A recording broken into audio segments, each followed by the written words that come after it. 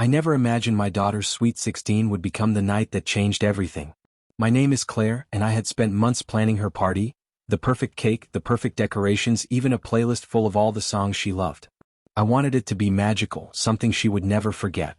But I'll be honest, I didn't expect it to be unforgettable for the reasons it became unforgettable. The house was buzzing with family and friends.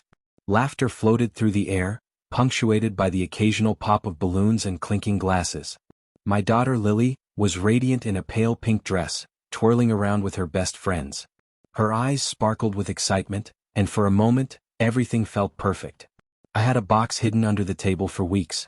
A box I had debated about opening, about even buying in the first place. It was a set of DNA tests, mailed to me after months of hesitation and a silent promise to myself that I would never, ever let this ruin what little peace I had in my family. But curiosity, that insidious, unrelenting curiosity, had won. And tonight, with everyone gathered, I decided it was time. I cleared my throat as the cake candles were being lit.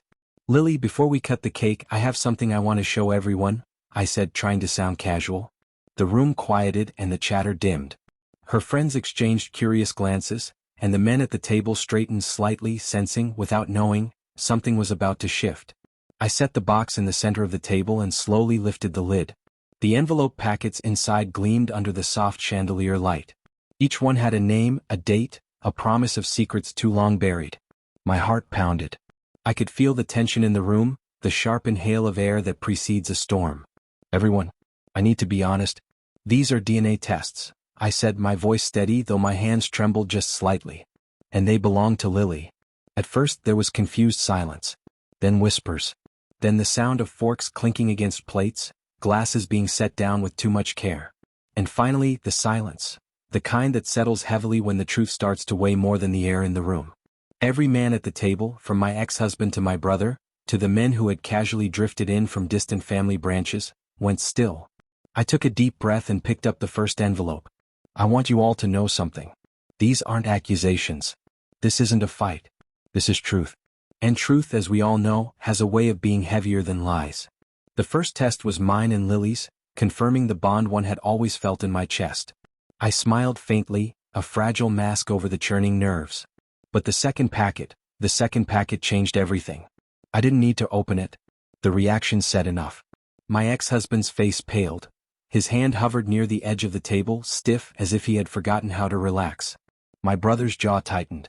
Even the older family friends who had known our family for decades looked at each other, eyes wide, mouths pressed into thin lines. I paused.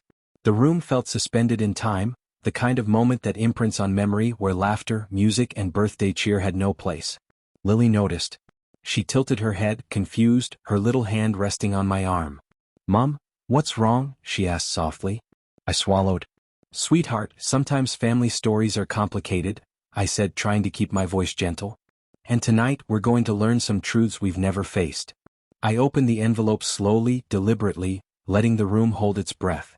Names, numbers, the undeniable proof of paternity spelled out in stark black ink against sterile white paper. I watched each man's reaction carefully. Confusion, denial, and in some cases silent acceptance. The whispers began again, this time sharper, heavier, cutting through the soft hum of the birthday playlist. "That can't be right," someone muttered. Another voice, low and controlled, said, "We need to sit down and figure this out." I looked at Lily. Her eyes were wide, shimmering with both fear and curiosity. She had trusted me, trusted that birthdays were safe, magical places where secrets were tucked away. And now, the magical night had cracked open, revealing raw, messy truths. I held the last envelope, shaking slightly. I could feel every heartbeat in the room, every tiny movement magnified in the silence. This was it. The moment that would redefine our family, our trust, our bonds.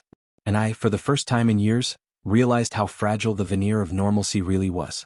The cake sat untouched on the table. The balloons swayed gently, a mockery of joy as tension thickened. Men shifted in their chairs, some rubbing their temples, some gripping the table edges as if bracing for impact. Lily clutched my hand, seeking comfort, needing reassurance, and I gave her what I could, a steady look, a calm presence amid the storm I had unleashed. I finally spoke, my voice cutting through the quiet like a knife. "We all have to face this," I said. "No running, no excuses. Tonight we confront the truth together." The first test results had only hinted at the complexity. The envelopes remaining, they promised revelations I could no longer shield anyone from. And as I began to hand out the second, I felt the weight of every choice, every hidden secret pressing down. The men's silence was deafening.